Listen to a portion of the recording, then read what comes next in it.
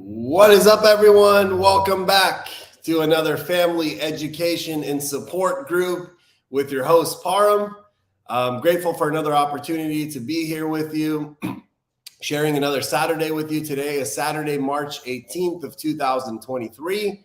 We are 3 days away from the official start of the spring, the season of spring, which also for any of the Persians watching, Iranians watching, we are 3 days away from the Iranian-Persian New Year, also known as Nowruz. So it happens to be the first day of spring and the new beginning. So good morning, everyone that's already popped up, Jim, Bita, and everyone else that's about to say hi. I'm grateful for another opportunity to be here. And hopefully today's talk is something that you find some value in. It is a talk I've done before. I've just found a new zest and enthusiasm to do it. So I'm kind of excited for it. A couple things about myself before we get going. So my name is Param. I'm here each and every single Saturday, and we cover different things on this channel. So if you're wondering what this is that you're going to get yourself into, we talk about various things like substance abuse, mental health, addictions, trauma, healing with the healing process, the recovery process, the transformation process.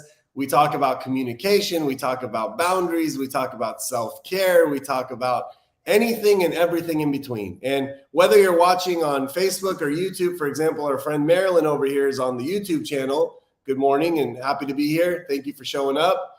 And or if you're on the Facebook channel, it don't matter. We got Kenny over here from Pacific Sands. What is up, everyone?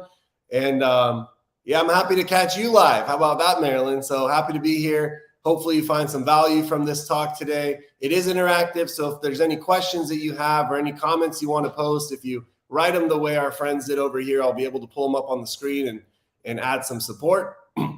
So I got to get mom and dad in here.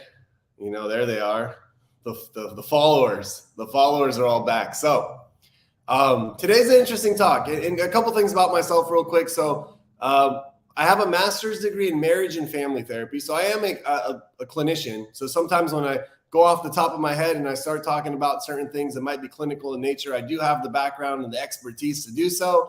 And I'm also a licensed advanced alcohol and drug counselor. So the addiction space is kind of my specialty, and not just with substances, but with behaviors.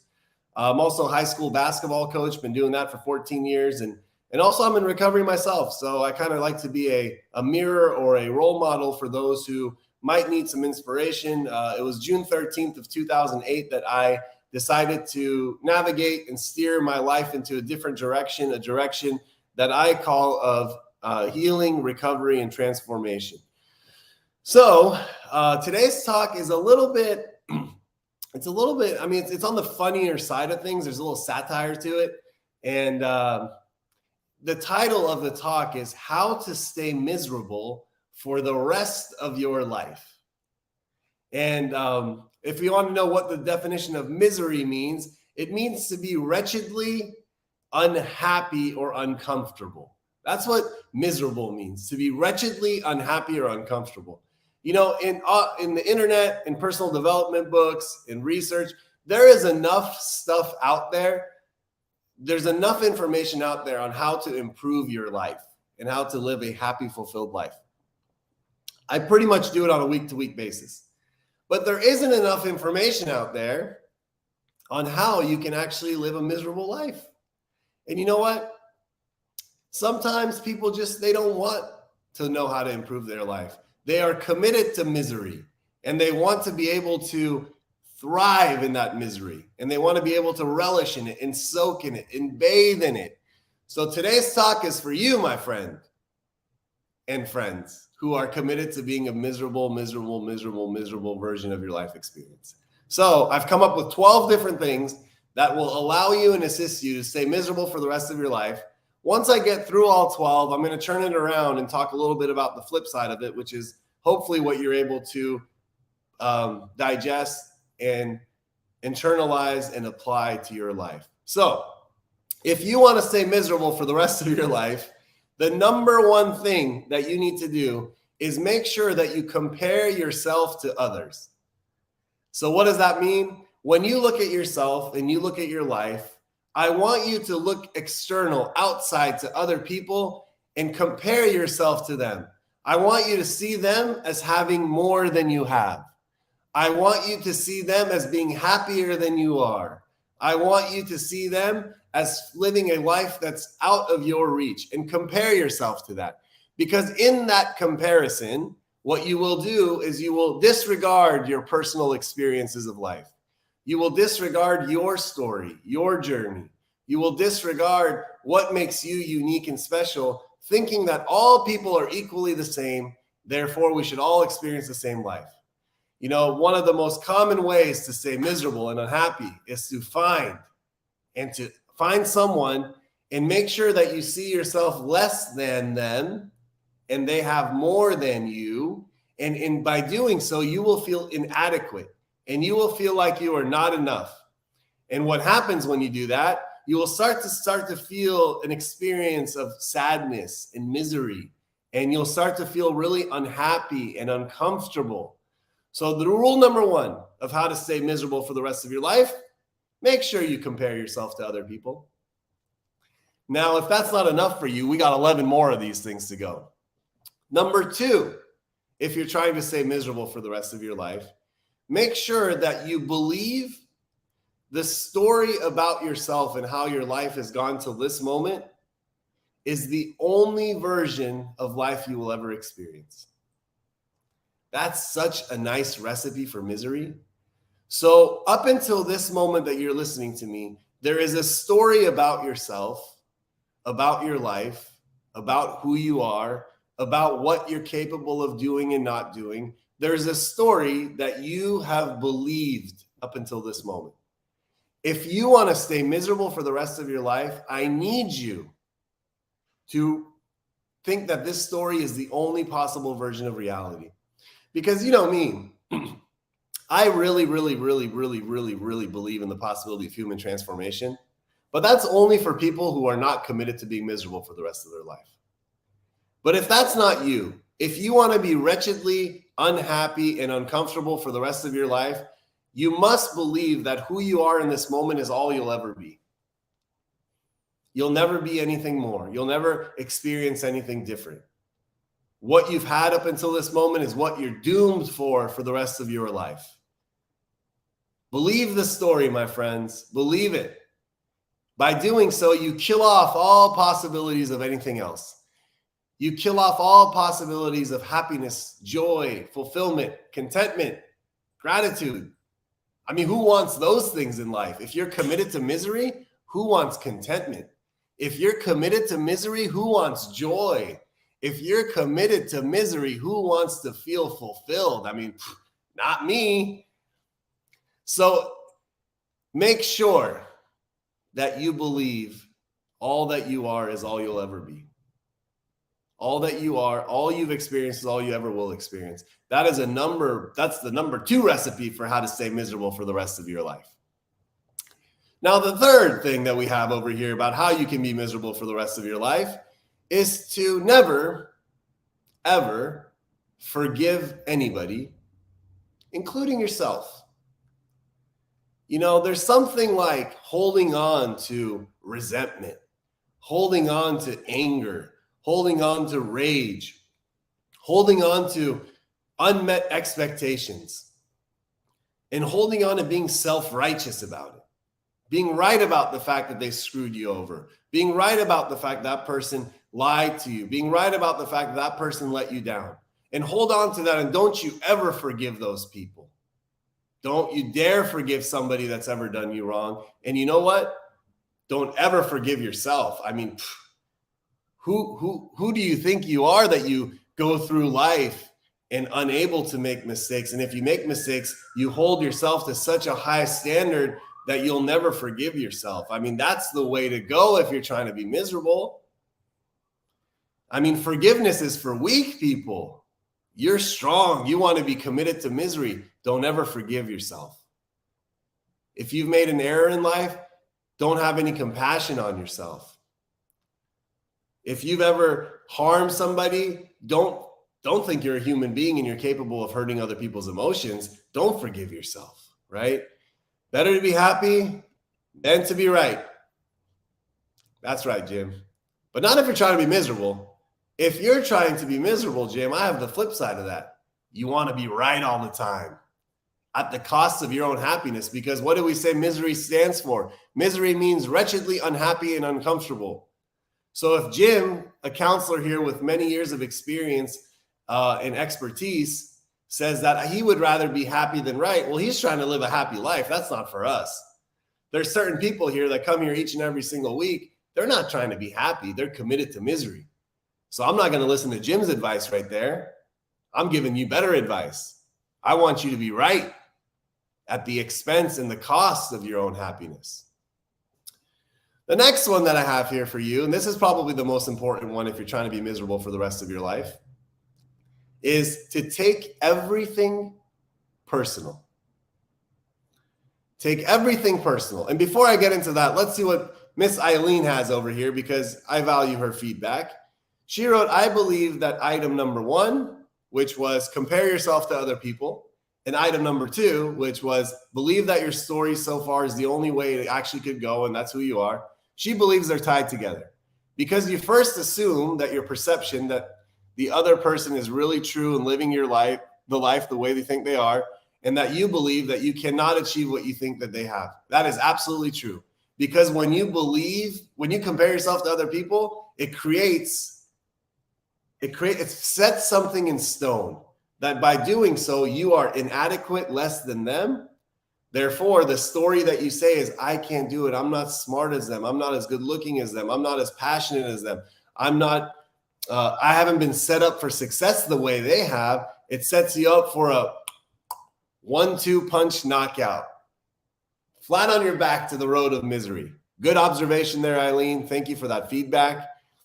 So number 4 here is don't take anything take everything personally. If you want to be miserable for the rest of your life, I need you to make a commitment right now in this moment that everything people do, take it as personal as possible. Because don't you know, my friend, you are the center of the universe. Everything that happens around you is because of you. Everything other people do in life is because of you. Because we know how it's like. Everybody wakes up every day and all they do is think about you. I mean, who thinks about themselves and their own families and their own lives and their own bills and their own struggles and the health challenges of those they love? They're not thinking about those things. I mean, what do we think this is? There is a universe, and that universe is you, and everything revolves around that. Therefore, everything that happens, you should take it personally. When someone looks at you in a certain way, take it personal. When someone has a certain tone when they're talking, take that personal. When someone insinuates something that may be related to you, you better take that personally, because by doing so, you pretty much book your ticket for misery. And yes, Cataline, so this is a good resource for those. One of my favorite books is The 4 Agreements about this. So in the 4 Agreements, it has the flip side of what we're talking about, because the 4 Agreements is actually trying to help people not be miserable. But it says that the rule says, nothing that other people do is because of you or despite of you. It is because of their own world and their own experience. The example that I love to share for this is, let's say there's a door back there and I'm sitting in this room and all of a sudden somebody shows up, but before they show up outside of that door, they get a phone call. And on the phone call, they receive some really bad news. The bad news makes them scared. The bad news makes them angry. The bad news makes them frustrated. When they walk in this door and they come sit next to me, because they're feeling angry, sad, frustrated, there's a chance that their attitude is going to be negative. There's a chance that they might jump at something I say. There's a chance that they might have a look on their face that's just full of anger, and you can feel the energy. But at the same time, if another person right before they walk in the door gets some really good news, one that gives them some hope, some optimism, some positivity, some happiness, when they come into this room, they say, hey, how are you doing? You good? I'm good. What's going on? What you got planned this week? They're so pleasant to be around. You see, none of what happened there had anything to do with me. It's their own world, their own experience that leads people to be a certain way. I would be delusional to think if someone comes in and they're in a bad space, it's because of me. Or if they come in, they're in a good space, it's because of me. They come in the way they come in. But if you're trying to be miserable for the rest of your life, make sure that you take everything everyone does very personally. If you're watching this in some type of a treatment setting, in some type of a facility, if you want to be committed to your misery, every look, every talk, every voice, every tone that you experience, take it as personal as possible. By doing so, you ensure your ticket to the road of misery. Well, St. John, good morning. Mr. Allen, welcome back. OKC in the house. Good to see you. So number 5 that we have is let fear be your master and only live in your comfort zone. Okay? So if you are trying, by the way, if you just logged on right now, what we're talking about is 12 different ways that this person right here can ensure that you can live a miserable life. And the reason I'm doing this talk is because, well, each and every single week here, I come here and I kind of teach and I talk and I inspire about the possibility of transformation, how you can improve your life, what steps you can take to achieve your goals. And there's a lot of information about that kind of stuff out there on the internet. But there's not enough information about how to live a miserable life. So you know what? I figured why not just teach a little bit of that. And this one says, let fear be your master and only live in your comfort zone. So my friends, who needs things like courage and commitment and perseverance? Who needs those things when you can let fear cripple you? Psychological, emotional, financial, spiritual fear, when it comes into your life, let it overtake you to the point that you're unable to take action, to the point that you're unable to work through that fear and work through those emotions. And by doing so, by letting fear become your master, you get trapped in the space called your comfort zone. Live in the comfort zone if you want to be miserable. Don't do anything outside your comfort zone, because that's where all of your goals and dreams and hopes and ambitions exist. Everything you want is outside your comfort zone. So if you want to be miserable for the rest of your life, don't even step your toe outside your comfort zone. Stay as comfortable as possible for as long as possible. That's a great recipe for serious misery. And I mean, because you're a unique individual that only you experience fear. All the other people out there that are living their lives and doing well and kind of thriving, it's not like those people ever have fear. You're unique. You're the only one that experiences fear. And you're the only one that needs to let fear be your master. So that's the other tip that I have for those who are trying to be miserable for the rest of their lives. Let fear be your master, please. Don't let it be your servant or a tool that helps you accomplish your goals. Number 6 that I have is watch more mindless TV. Make sure you're watching lots and lots of TV.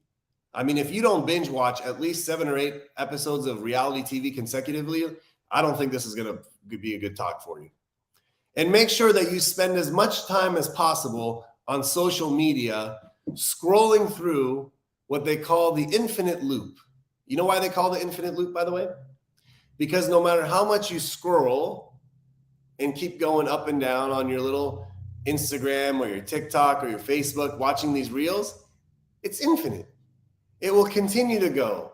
And by the way, based on your engagement with it, what you like, what you dislike, what you send, what you comment on, it will quickly find out what to show on your feed that keeps you locked in as possible, because it's a comfortable place to be. When you look on your screen time, by the way, I always recommend people to go on their phones and go look on the screen time feature and to see how many minutes or hours they use on their phone on social media apps. Now, if that's what you do for work, if you're like a social media marketer or there's stuff you do in the SEO space, or that's like your business, I'm not talking about that. I'm talking about non-work hours, a regular civilian. If you go on there and it says 2 to 3 hours a day you're spending on social media apps, which, by the way, when I was doing this group with our program participants this morning, 2 to 3 hours is not something that's uncommon.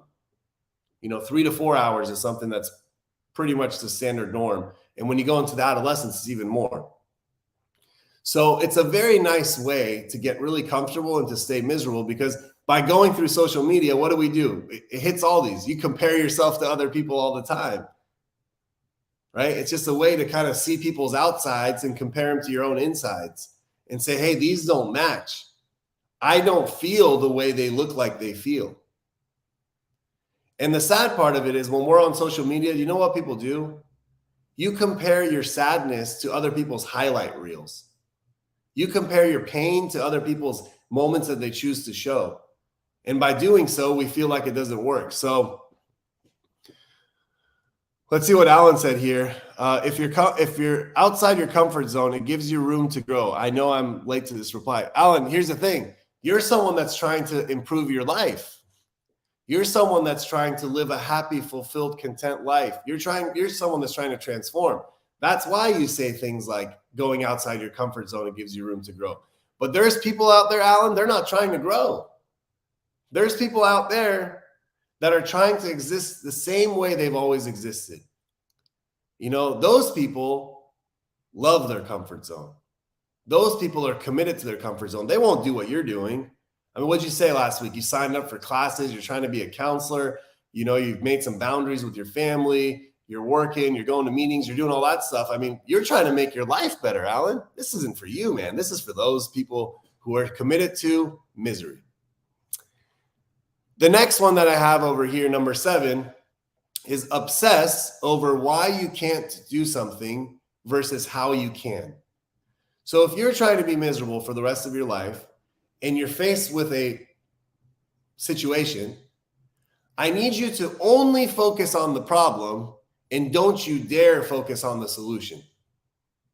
Only focus on what is wrong and why you can't do anything about it and how it's unsolvable and how you're doomed and how it's unfair. Focus on that. Don't focus on how you can figure it out, what kind of support you can get to be able to claw yourself out of it. Focus on the how. Don't even dare do that. If you want to be miserable for the rest of your life, please only focus on the problem. And not only focus on it, obsess about it. Let the problem grow bigger and bigger and bigger and bigger and bigger. Because when it does, then you'll be right. You're right. It was too big for you to solve. It was too hard for you to handle. It's too late for you to figure it out. I mean, I know some of the people watching this right now, the reason why they've been able to thrive in their life is because they've learned to focus on the solution, not the problem. But again, if you're committed to being miserable for the rest of your life, don't do what they're doing. What are you trying to do? You're trying to be happy? You're trying to be free? You're trying to live a life that's like meaningful and wonderful and fulfilling? If that's what you want to do, then I don't know if this talk is for you. I don't know if this talk is for you. Whether you're right or you're wrong, well, whether you say you can or you can't, you're right. Absolutely. I think Henry Ford says this one. Belief is a powerful thing, my friends. Number 8 is, if you're trying to be miserable for the rest of your life, number 8 says this: say yes to everything and everyone, even at your own cost. If you want to be miserable, I want you to go out there and overextend yourself. I want you to say yes to everyone that asks you for anything. I want you to say yes to anyone who makes a request, even if that means you're sacrificing your own health, your own wealth, your own time, your own money, because, you don't matter as much as they do. Your happiness, your peace of mind doesn't matter as much as their request does. When someone says something, asks you of something, I want you to let alone everything you have and say, oh, I have to go help this person. Because if I don't help this person, they don't know how to survive in life. Because don't you forget, on one of the other ones we talked about, you don't want to forget you're the center of the universe. The reason why other people can live their life is because of you. So for sure, you want to let go of your own wants and your own needs and say yes to everyone that asks you anything. I mean, don't ever set a boundary. Oh my God, let's talk about that. If you want to be miserable for the rest of your life, don't you dare set boundaries with other people. Don't you dare set boundaries with other people. Because boundaries are for people who are trying to heal. Boundaries are for people that are trying to move forward in their life. Boundaries are for people that are trying to protect their own energy and their own vitality and their life source. That's not for people who are trying to be miserable. The more miserable you want to be, the less boundaries I need you to have. Let people walk all over you if you want to be miserable at your own cost. Let people do whatever they want to you and just say, okay. Let people do the same thing over and over and over again to you and just say, it's okay. It's different this time. It's a nice fast track recipe for misery. Number 9 that I have over here, it says sleep late and don't have a morning routine. So if you want to be miserable for the rest of your life, I can't have you sleeping anytime before 10 p.m. It's non-negotiable. You always got to sleep around 11, 12, 1, 2 a.m. That's the sweet spot for misery. And when you wake up in the morning, I need you to just go straight from bed, wash your face, grab some food on your way out. Don't sit down like a regular person with some peace of mind and do anything. And just get in the car and drive and go to wherever the heck you're supposed to go to. Don't have a morning routine. Because like I said earlier, there's enough information out there on the internet and in books about the importance of sleep and the importance of rest and the importance of food. There's enough stuff out there. This talk is not about that. This one is for the ones who are committed to be miserable. So sleep as late as you possibly can. Who needs rest? And when you wake up in the morning, don't you dare have a morning routine. I need you to just go with the flow. Just see where the day takes you. Go from one thing to another thing as rushed as possible. Beautiful way to set yourself up for a nice, miserable day. And by the way, you add a bunch of miserable days together, and all of a sudden you get a miserable week. You add a bunch of miserable weeks together, you might get lucky and get a miserable month. If you add enough miserable months together, whoa, we're talking about a miserable year right now. And why stop there? Why not get a miserable year and double down on it and double down on that and get a miserable decade for yourself? Why not do that? Nothing is stopping you to doing that. So make sure you're applying all these in your life if your goal in life is to have miserable decades. That's the goal, right? The next one that I have is to don't take care of your health, actually neglect it. There is so much information out there about how you can optimize your health, how you can optimize your mind, your body, your spirit, your soul, what you can eat, what you cannot eat, what you can consume, what you cannot consume, what you can, how you can physically engage and move your body in different activities and exercises and what you can't do. There's enough information out there. There's enough information out there for you to be able to figure out what to do there. But this talk isn't about that. This talk is about how to stay miserable. So what I need you to do is make sure when you wake up in the morning, number one thing is to neglect your health. Neglect your mind, neglect your body, neglect your spirit. Not only neglect it, actually harm it. Do things to it that make it even harder to function. Just consume whatever you want to consume.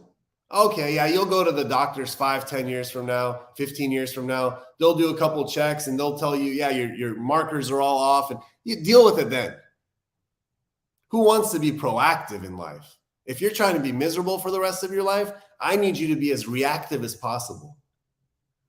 They tell you, hey, something as simple as a 30-minute walk 7 days a week. 30 minutes, 7 days a week is, I'm telling you, social media app. Go look and see how many minutes you use screen time on social media, and you'll realize that each and every single day you had an opportunity to walk when you said you didn't have an opportunity to walk. They say go walk. You don't want to do that. You don't want to do that. I mean, why do that? If you want to be miserable for the rest of your life, man, just neglect your health. And by the way, Jim, no offense here with the McDonald's and the coffee. Coffee, I'm a caffeine guy, so I'll take that. And how about this? McDonald's, even though I don't eat it, I'm okay with it in moderation.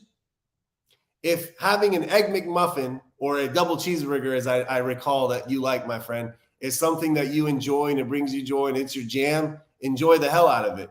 The only thing that I would ask, if you're not trying to be miserable for the rest of your life, is to have that thing in moderation. Enjoy your double cheeseburger once in a while. Be mindful of what else you eat. But if double cheeseburgers every day is the move, there could be a little health neglect going on there, which I know you're not doing, by the way, or else I give you a hard time. But there's nothing wrong with that, man. You know, my thing's pizza. I'm a pizza guy. I make my own, but I'm a pizza guy, and I'll eat that till the wheels fall off. You know, and I'm okay with it as long as I'm not doing it every day. Let's see what Tiffany said here. You've built a house of misery and now live there. Yeah. Sorry, I'm just being as honest as I can be. And I'm not saying here's the thing, Tiffany, I want you to know this, that what I want in life is the exact opposite of what I'm having a conversation on with you guys today.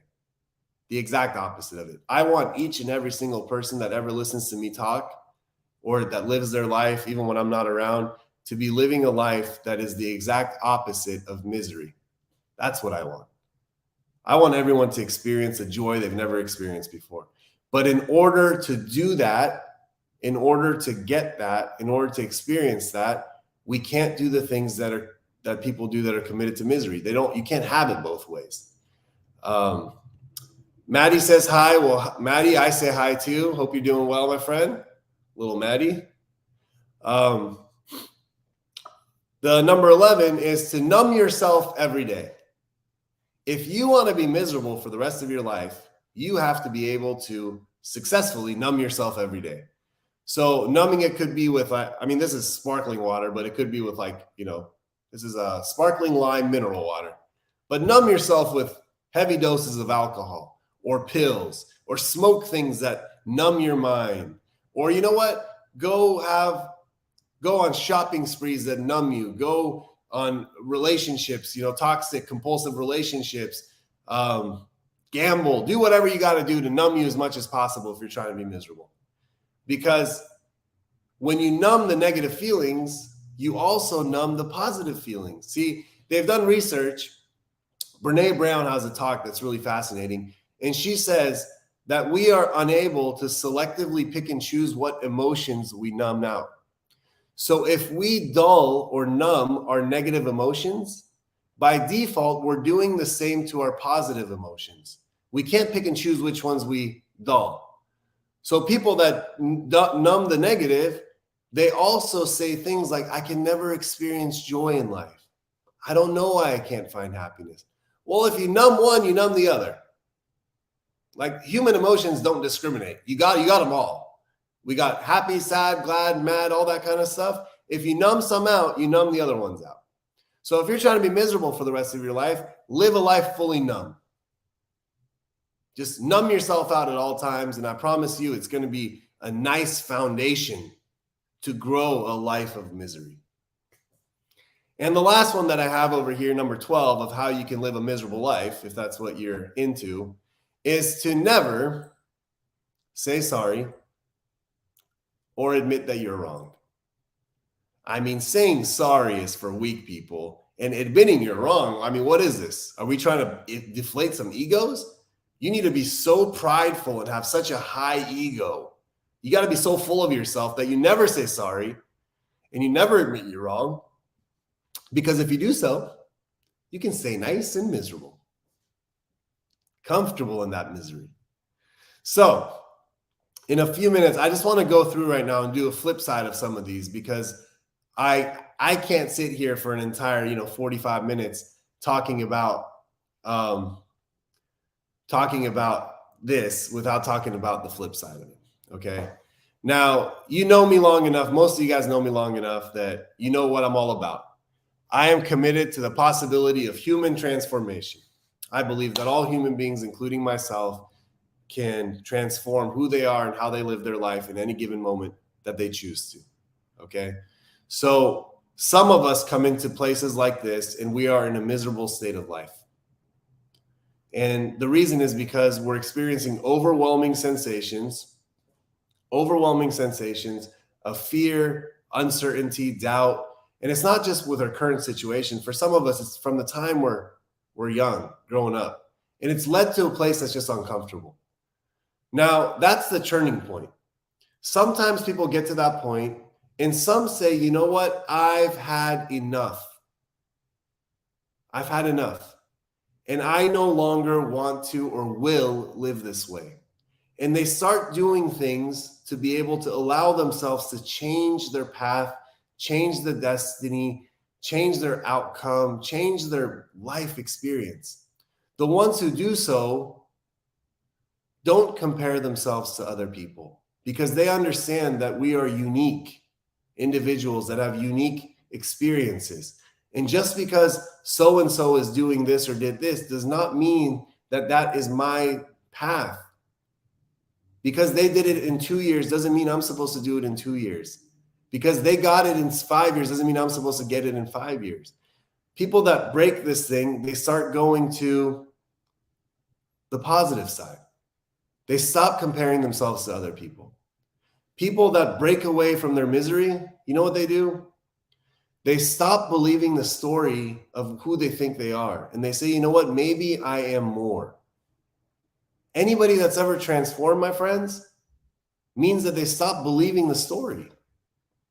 They said, that's not who I am. That's not who I want to be. They broke multi-generational patterns of trauma and discomfort. They healed, right? People that get sick and tired of being miserable and they say, I no longer want to live this way, they learn how to forgive other people. They learn how to forgive themselves. They realize that they're not perfect and it's okay to make mistakes and it's okay to even harm people as long as you say, you know what? I harmed you. Please forgive me. I hurt you. Please forgive me. I'm willing to do what it takes to make things right.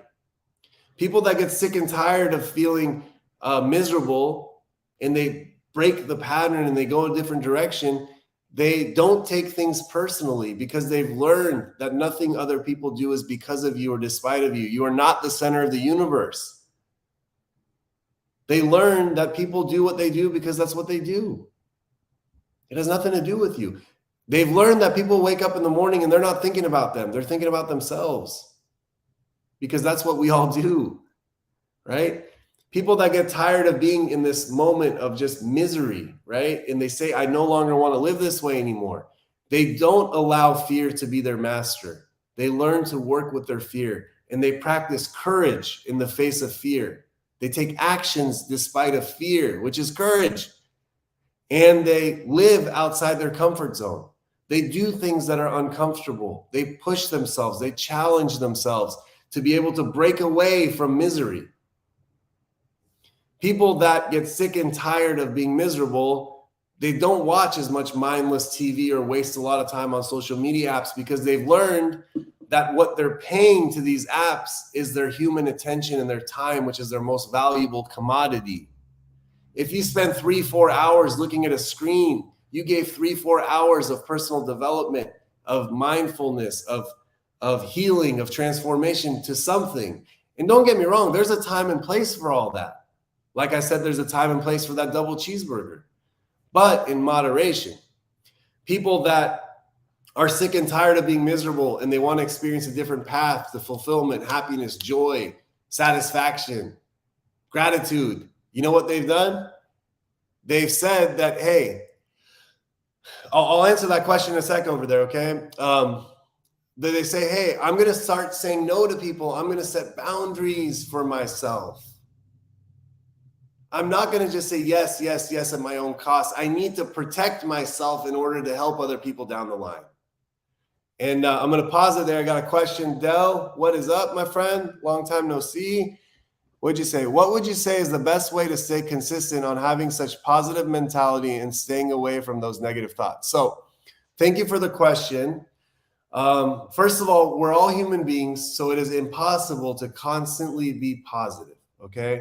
because negative thoughts and negative emotions are a part of our life experience the same way positive thoughts and positive emotions are.